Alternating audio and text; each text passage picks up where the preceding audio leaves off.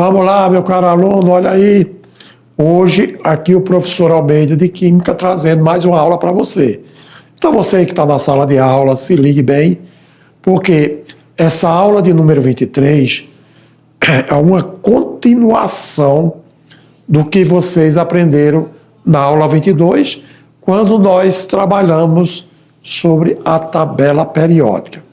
E nessa aula, vejamos, hoje você vai aprender sobre a lei periódica, também sobre as propriedades periódicas, onde nós vamos tratar raio atômico, energia de ionização, eletronegatividade e eletropositividade, viu?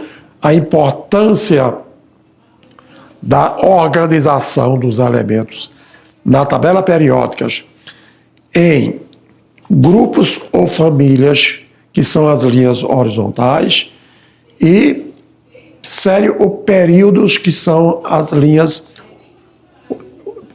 horizontais, isto é, grupos ou famílias, que são as linhas verticais, e períodos, que são as linhas horizontais. É por isso que, pela organização da tabela periódica, nós podemos classificar algumas propriedades dos elementos químicos na organização da tabela, tá joia? Sendo assim, a lei periódica diz que, de acordo com essa lei, as propriedades físicas e químicas dos elementos tendem a repetir-se sistematicamente, consoante aumenta o número atômico, isto é, como também aumenta o número atômico. Então, por isso que a tabela ela foi organizada, porque na ordem crescente de número atômico. E aí nós temos as propriedades físicas e químicas dos elementos, que elas repetem sistematicamente. E a tabela, né, para a gente entender a lei periódica, vimos que a tabela é um esquema em que apresenta os elementos químicos segundo a ordem crescente de número atômico. Aqui é só para você relembrar, porque a organização da tabela do número atômico, isso aí assegura propriedades dos elementos químicos, ok? À medida que os elementos estão organizados tanto em período como em família. E sobre as propriedades, olha aí, considerando o esquema, né, da tabela, que é organizada na ordem crescente do número atômico, assegura, portanto, essas propriedades que exibem comportamentos periódicos, que são denominadas de propriedades periódicas. Então, as propriedades é como se fossem características que os elementos químicos apresentam nos respectivos períodos, nas famílias, enfim, da maneira como eles estão organizados. Logo, eu falei para vocês que propriedades são o quê? Características. Seja quando é propriedade da matéria, que nós vimos as propriedades gerais e específicas, são características, tá bom? Tais quais a matéria se apresenta na natureza. E aqui, falar de propriedades periódicas são características ou tendências que certos elementos químicos podem relevar segundo a sua posição na tabela periódica. Então, se você pergunta, professor, quais são as principais propriedades periódicas para que a gente possa entender? Então, dizemos que as principais propriedades periódicas são elas: raio atômico, ok? Raio atômico, energia de ionização. Outra propriedade muito importante, eletronegatividade, e eletropositividade. Então, nesta aula, nós vamos conhecer ou entender por que os átomos organizados em períodos ou famílias, elas gozam dessas propriedades, tá bom? Dessas características, dependendo da sua posição na tabela periódica. Então, vamos verificar sobre o raio atômico. Falar do raio atômico é, primeiro, entender. Você lembra o que é o raio? Se você tem uma circunferência, você tem o diâmetro da circunferência. E quando você tem a metade daquele diâmetro, então é o que nós conhecemos de raio. Então, raio é a metade do diâmetro de uma circunferência. E aí, para falar de raio atômico, então, nada melhor de que conhecemos também como se comporta o átomo, né? Porque a medida do raio de um átomo isolado, do átomo sozinho, não pode ser feita com precisão, pois a eletrosfera, isto é, as camadas, a parte externa do átomo, né, fora do núcleo, onde estão as camadas chamadas de eletrosfera, não possui um limite determinado. E é por isso que a forma mais comum de você medir o raio de um átomo é por meio do raio atômico, ou seja, em que se considera o átomo como se fosse uma esfera. E eu falei para vocês, olha aí, quando você tem uma esfera, como se tivesse uma circunferência. Então você tem o diâmetro, e quando você divide o diâmetro na metade, você tem o raio, né? Então, olha lá, a medida do raio de um átomo isolado não pode ser feita com precisão, pois a eletrosfera não possui limite determinado. Exatamente. Agora, é por isso, a forma mais comum é através do raio, assim, em que se encontra o átomo como se fosse uma esfera. Então, observa. Digamos que você tem um átomo. Então, olha só. Você tem, considerando do núcleo de um átomo ao núcleo do outro, é como se você tivesse o diâmetro.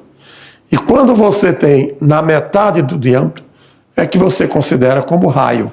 Logicamente, você considera dois núcleos do mesmo átomo e pega a distância de um ao outro. Por que não pode ser com relação à eletrosfera? Por que não pode ser com relação a um átomo só na eletrosfera? Porque não tem um limite definido, não tem um limite pré-fixado, tá joia? Então é assim que, aparentemente, entendemos como se comporta o raio atômico. Então, na tabela periódica, os elementos químicos eles estão organizados em famílias e em períodos, nas linhas horizontais, nas linhas verticais. Mas como é que essa variação acontece? Isto é, o tamanho do raio, à medida que os elementos químicos estão organizados no mesmo grupo, e o tamanho do raio, como é que eles estão variando em relação ao período ou família. Né? Período, que são as linhas horizontais, e a família, que são as linhas verticais. Com relação ao mesmo grupo, que nós chamamos de família, que são as linhas verticais, a variação do raio atômico, à medida que o número atômico aumenta, que acontece de cima para baixo, o raio atômico também aumenta. E isso ocorre porque os níveis de energia do átomo no estado fundamental também aumenta. Então é considerando desta forma o aumento do número atômico, considerando numa mesma família, que o raio atômico também aumenta. E aí, Vamos verificar o lítio, o sódio e o rubídio, eles estão numa mesma família. Agora verifica o número atômico. O lítio tem número atômico 3. O sódio tem número atômico 11. E o rubídio tem número atômico 37. Eles estão, na realidade, eles estão numa mesma família. É como se eu tivesse o lítio, o sódio e o rubídio, numa mesma linha vertical. E à medida que o número atômico aumenta, consequentemente o raio atômico vai ficando maior em relação aos demais, tá bom? Porque partindo do núcleo do átomo até a última camada da eletrosfera, então nós consideramos isso como raio. Por quê? Porque vocês observaram aqui, ó, que se o diâmetro vai de um núcleo a outro, a metade do diâmetro é o que nós chamamos de raio, por isso, considerando essa distância. Valeu? Então, isso é que caracteriza o raio aparente, lembrando que na mesma família, ou no mesmo grupo, o raio atômico aumenta de cima para baixo. Com relação ao período ou as linhas horizontais, no mesmo período, à medida que o número atômico aumenta, então, da esquerda para a direita, o raio atômico diminui. Então, observa com relação ao sódio e o cloro. Eles estando na mesma linha horizontal, tá bom? Olha, à medida que o número atômico aumenta, o raio atômico diminui, tá bom? Isto no mesmo período. Por quê? O tamanho do átomo aumenta na proporção inversa ao número de cargas positivas, ou seja, aumentando a carga do núcleo, porque maior é a força de atração pelos elétrons. Se você observar que à esquerda da tabela periódica, nós não temos os metais, digamos, positivos, aqueles que têm 1, 2 ou 3 elétrons na última camada, que eles têm tendência de doar, se tornando cátions. Então, é no sentido da direita para a esquerda que aumenta, então, olha lá, o raio atômico, né? Ou seja, quanto maior for a carga positiva existir no núcleo de um átomo, maior será a atração exercida sobre os elétrons, que são partículas negativas, portanto, tornando-se o raio cada vez menor. Então, observa só. Com relação à família, o raio atômico aumenta de cima para baixo. Está vendo aí da proporção? Porque aumenta lá o número atômico. Com relação ao período, você está vendo que a variação acontece da direita para a esquerda. Quanto mais positivo, ou seja, quanto mais a tendência de um átomo doar elétron se tornando cátion, maior vai aumentando o seu número atômico, tá bom? E se o átomo perder elétron formando o cátion, o que vai acontecer mesmo, hein? Então agora você faz aquela reflexão, lembrando do que falamos anteriormente, porque nesse caso, se um átomo perde elétrons, por que ele vai perdendo elétrons?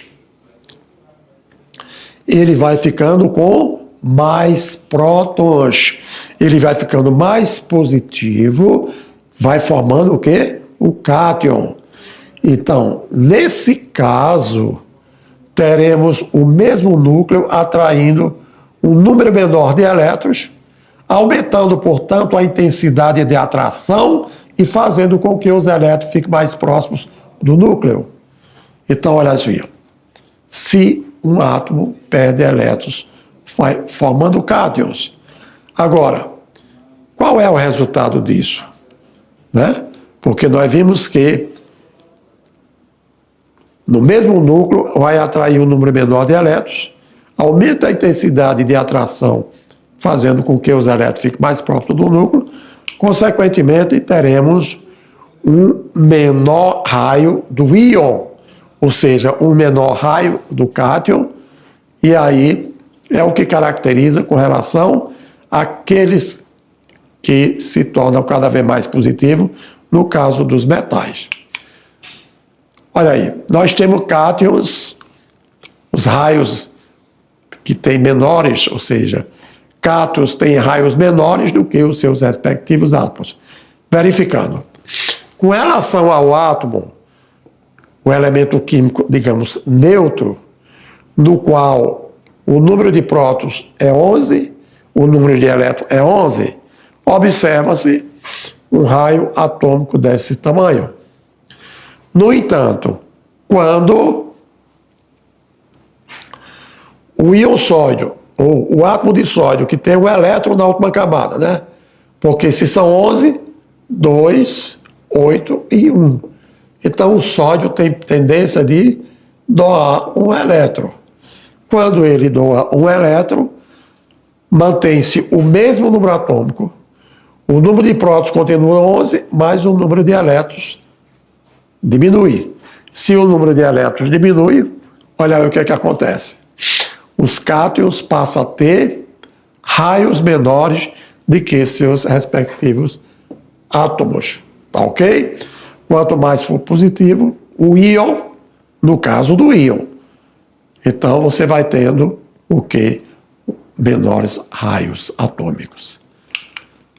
E se um átomo ganhar elétrons formando ânion, quer dizer, ficando cada vez mais negativo? O que pode acontecer quando ele fica cada vez mais negativo? Então, um átomo, quando ele vai se tornar ânion, o que acontece? Ao receber um ou mais elétrons, ele vai continuar com a mesma carga nuclear, isto é, o mesmo número de prótons, e vai atrair maior quantidade de elétrons. E isto resulta em uma atração mais fraca. Se resulta em uma atração mais fraca, afinal, qual é o resultado mesmo? Não.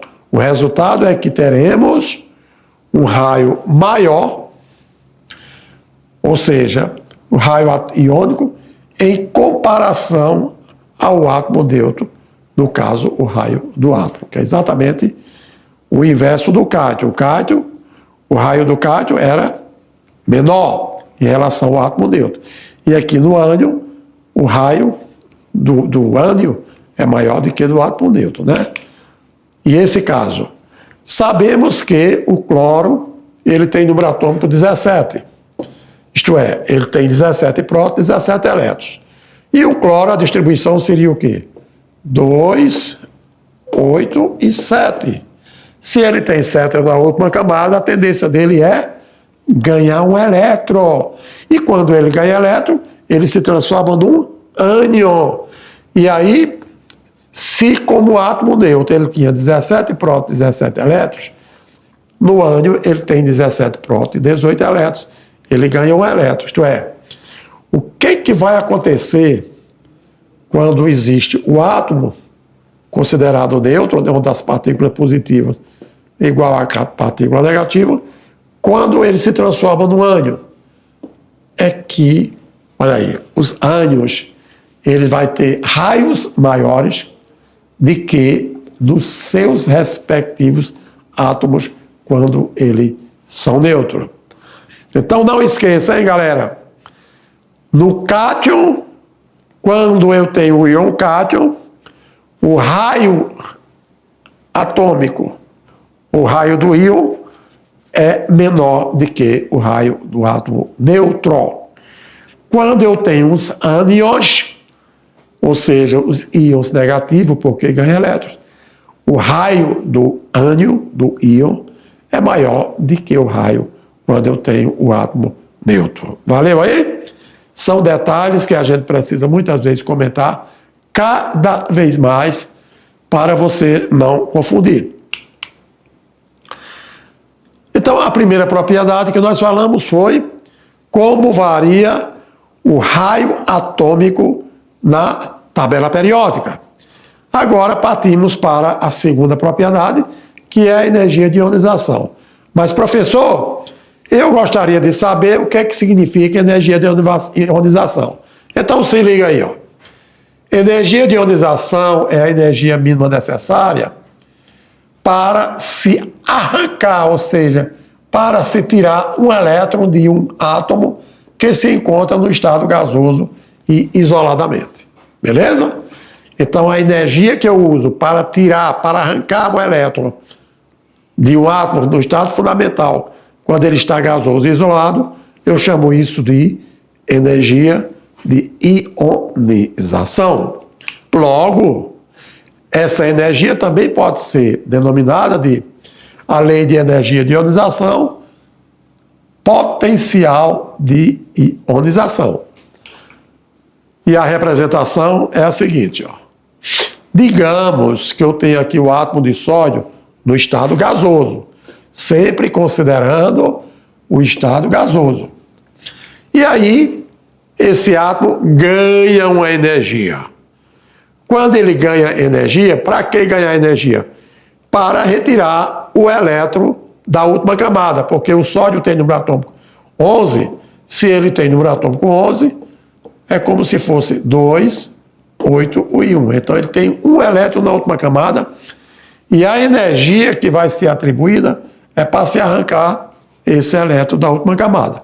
E quando tira-se o elétron da última camada, o número de prótons continua, ele passa a ser o quê? Um íon positivo, mas acontece que o elétron ele está sendo liberado.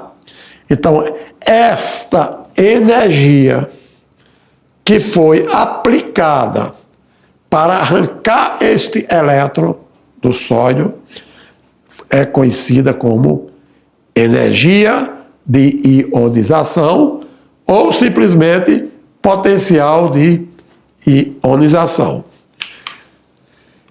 Com relação ao alumínio, né, nós sabemos que o alumínio ele tem número atômico 13. Se ele tem número atômico 13, significa dizer que a distribuição eletrônica do alumínio, que tem número atômico 3, é 2, 8 e 3. Portanto, ele tem 3 elétrons na última camada. E a energia para tirar cada elétron é diferenciada do outro. Então, olha aí, se eu tenho alumínio, que tem 13 elétrons, mas na última camada existem 3, não se tira os 3 de uma vez. Ao retirar um elétron, olha aí, ele vai ficar com carga mais 1, quer dizer, ao tirar um elétron, a energia necessária é 577,4 kJ por mol. E aí, partindo para tirar o segundo elétron, no qual ele vai se transformar em Al2+, a energia é cada vez maior. Então, a energia agora é 1.816,6 kJ por mol. Para tirar o terceiro elétron, porque os elétrons não saem de uma vez só, aí sim, neste caso, olha aí, a energia passa a ser 2.744,6 kJ por mol. Isto é, primeiro tirou-se um elétron, em seguida outro elétron, e por último, o último elétron. Por quê? Porque existiam 3 elétrons na última camada. Então, para isso, a primeira energia, no segundo, a segunda energia, e para tirar o terceiro, olha só a outra energia que quanto foi utilizada. Sendo assim, dá para saber que quanto mais elétrons no estado gasoso, é lógico, o alumínio tem que estar no estado gasoso. Para retirar este elétron, então vai ficando cada vez maior. E como é o nome dessa energia? Energia de ionização. Conforme o íon vai se tornando cada vez mais positivo, olha aí, alumínio mais, 2 mais e 3 mais, é necessário uma energia cada vez maior para retirar sempre um elétron de cada vez, tá certo? No caso do sódio, era apenas um elétron, mas o alumínio, ele tem 3 elétrons na última camada, então para cada elétron se estabelece um valor de energia que a tendência é crescer. Mas lembrando, ó, para ser energia de ionização, é necessário que o átomo esteja no estado gasoso. E, com isso, podemos mostrar que, em um período, né, ou em um grupo, a energia de ionização será tanto maior quanto menor for o raio atômico. Quanto mais próximos do núcleo estiverem os elétrons na última camada, maior é a atração do núcleo sobre eles, mais difícil de remover o átomo, de tirar daquele átomo, porque a aproximação do núcleo, o núcleo é carga positiva. Quanto mais próximo dele estiver os elétrons, eles estarão mais unidos, existe uma atração muito maior, portanto, dificultando cada vez mais removê-los do átomo. E aí, necessita de mais energia de ionização.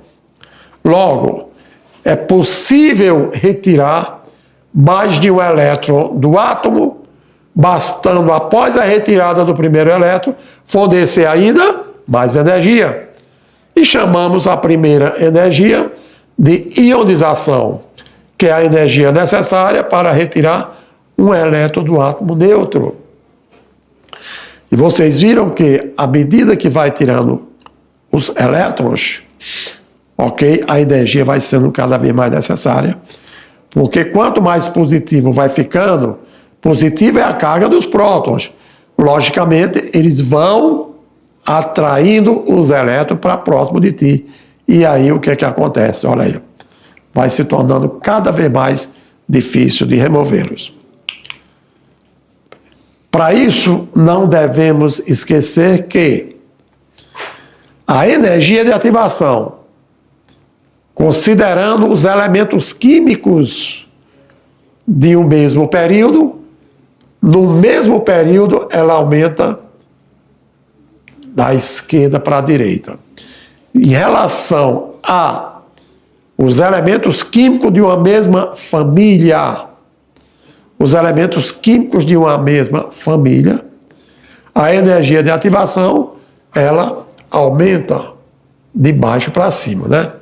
Então, para elementos que ocupem uma mesma família, o período da tabela, quanto menor o raio atômico, maior a energia de ionização e vice-versa. E aí você tem, em função disso, gravar, não é considerando períodos diferentes, você tem que olhar os elementos químicos quando eles estão no mesmo período ou quando eles estão na mesma família. No mesmo período, quanto mais à direita da tabela periódica for a energia de ativação para tirar um elétron do estado gasoso, é maior. E na família, quanto mais, numa mesma família, quanto mais acima na tabela periódica, maior é a energia de ativação. Isto é, vai existir precisar mais de energia para você retirar da eletrosfera o átomo daquele elemento químico. Ok? Olha só, nós vimos sobre raio atômico, né? A importância do raio atômico, inclusive na energia de ionização. Em seguida, nós vimos energia de ionização, que é a energia mínima necessária para remover um elétron de um átomo no seu estado gasoso. A terceira propriedade, agora, olha só, é a eletronegatividade. Então, o que é eletronegatividade? É a tendência que um átomo possui de atrair elétrons para perto de si quando ele se encontra ligado a outro átomo de um elemento químico diferente numa substância composta. O que é uma substância composta? Aquela que apresenta átomos de elementos químicos diferentes. Então, devemos entender que tudo isso é considerando a variação do raio atômico dos elementos. E aí temos, olha, por isso que nós falamos sobre o raio atômico dos elementos químicos. Foi a primeira propriedade. Então, considerando a variação do raio atômico dos elementos químicos, nós temos que, quanto menor for o raio atômico do elemento químico, maior será a atração do núcleo pelos seus elétrons do nível de energia mais externo.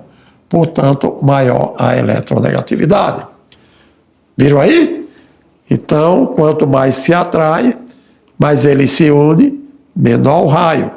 Logo, quanto menor o raio atômico, maior a atração do núcleo, que existe lá, os prótons, né? Pelos elétrons do nível de energia mais externos, dos elétrons mais externos. Portanto, a eletronegatividade é maior. Agora, quanto maior for o raio atômico, menor será a atração do núcleo pelos elétrons do nível de energia mais externos e, consequentemente, menor será a eletronegatividade. Para a gente observar, no geral, como é que se comporta na tabela periódica a eletronegatividade, vejamos. Olha aí. É a variação, professor, mas é igual à variação da energia de ionização? Lembrando que o significado de energia de ativação, de ionização, é que é a energia mínima necessária para retirar o elétron de um átomo no estado gasoso. E a eletronegatividade é o quê? A tendência que o átomo tem de, olha lá, de atrair elétrons para perto de si quando ligado a outro átomo. Portanto, a eletronegatividade no período varia da esquerda para a direita. Quanto mais à direita no período estiver, mais eletronegativo ele é. Quanto mais acima numa família ele estiver, mais eletronegativo ele é. Portanto, a eletronegatividade do átomo de um elemento químico aumenta conforme o raio atômico vai diminuindo. E se você considerar, ok? A fila de eletronegatividade, pensando na parte positiva, quando quem tem maior eletronegatividade, quem tem menor eletronegatividade. Então, olha só. Considerando o flúor, oxigênio, nitrogênio, cloro, bromo, iodo, até o hidrogênio. Então, o sinal aqui de mais não é positivo, não. Está dizendo que a eletronegatividade, olha aí, nós temos, ele é eletronegativo ou menos eletronegativo, tá bom? Portanto, o flúor é o que apresenta maior eletronegatividade. E para a gente gravar, porque você viu que no período varia da esquerda para a direita, mas é o que eu estou falando. Quem é mais eletronegativo, quem é menos eletronegativo, tá bom?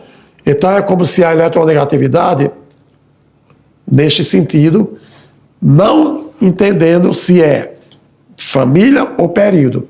Estamos comparando os elementos químicos. Considerando desta forma, olha só, flúor, oxigênio, nitrogênio, cloro, bromo, iodo, enxofre, carbono, fósforo e hidrogênio, a gente pode gravar a sequência da eletronegatividade como flúor, fui, oxigênio, ontem, nitrogênio, nu, carbono, clube, briguei, bromo, iodo, i, enxofre, saí, carbono, correndo, fósforo para o hospital. Então, é uma maneira da gente gravar quem tem maior eletronegatividade, quem tem menor eletronegatividade. Já a eletropositividade, então, quer dizer que é o inverso. Vamos ver, então. Olha só. É a capacidade que um átomo tem de possuir, é a capacidade que um átomo possui de se afastar de seus elétrons mais externos, em comparação com outro átomo, é lógico, na formação de uma substância composta, também chamada de caráter metálico. Resumindo, é a capacidade que o átomo possui de afastar de seus elétrons mais externos, em comparação com outro átomo. Isso na formação de uma substância composta. E aí, podemos, em vez de chamar de eletropositividade, podemos chamar de caráter metálico.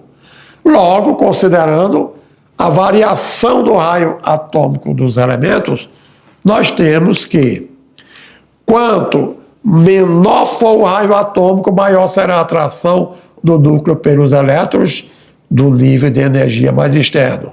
E maior será a dificuldade do átomo em doar elétrons, portanto, menor será a eletronegatividade.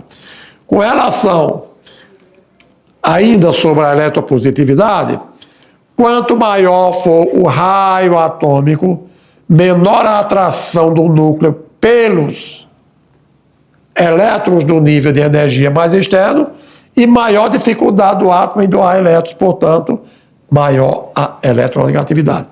Então, quanto menor o raio atômico, menor a eletropositividade. Quanto maior o raio atômico, maior a eletropositividade. Tá certo? Agora, na tabela periódica, é o inverso da variação. Nos períodos, a eletronegatividade varia da direita para a esquerda, enquanto que, nas famílias ou nos grupos, varia de cima para baixo.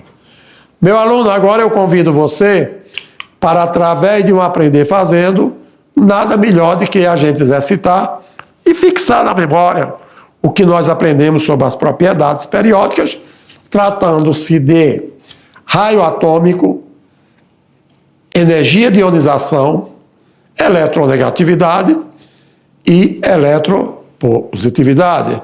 Vejamos aqui no enunciado. O que é que diz o enunciado? Diz o seguinte: considerando um grupo ou família na tabela periódica, podemos afirmar em relação ao raio atômico, hein? Porque você viu que as outras propriedades, todas elas, dependem do raio atômico. Então, em relação ao raio atômico, o que é que nós sabemos? O raio atômico diminui com o aumento atômico do número, devido ao aumento do número de elétrons. B, diminui à medida que aumenta o número atômico, isto é, na letra A, diminui com o aumento do número atômico, devido ao aumento do número de elétrons. Ok? Então, diminui com, aqui no caso seria o número atômico. Letra B, diminui à medida que aumenta o número atômico devido ao aumento da força de atração do núcleo. Letra C, não sofre influência da variação do núcleo atômico, do número atômico. D, aumenta à medida que aumenta o número de elétrons do nível, ok, L. Ou seja, aumenta à medida que aumenta o número de elétrons do nível. E letra E, aumenta com o aumento do número atômico devido ao aumento do número de camadas. Aí, olhando para o que você aprendeu sobre raio atômico, sabemos que a resposta, olha aí, o raio atômico aumenta com o aumento do número atômico devido ao número de camadas. Tá bom? Então, olha lá, exatamente a letra E.